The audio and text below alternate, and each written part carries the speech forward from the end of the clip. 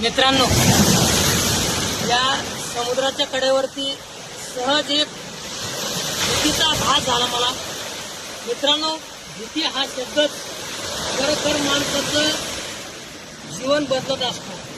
माणूस जन्मल्यापासून तर मरेपर्यंत त्याला प्रत्येक ठिकाणी भीतीच असते की हे केल्याने काय होईल, ते केल्याने काय होईल, अशा भीतीपोटी तो आपलं जीवन जगत असतो।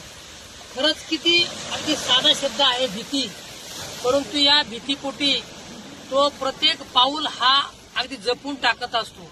म्हणजे जीवनपणे त्याला जीवन कसं जगायचं हे केवळ त्याच्या या भीती या शब्दानंच तो जागा होत असतो।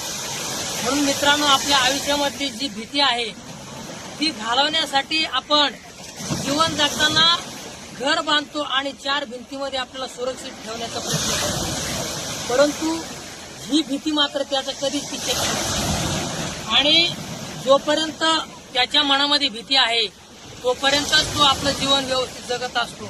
आणि ज्या वेळेला तो आपली भीती सोडून देतो त्यावेळेला तो धोक्याच्या इशाऱ्याकडे तो वाटचाल करत असतो। म्हणून मित्रांनो, आपल्या जीवनामध्ये भीती या शब्दाला फार महत्व आहे।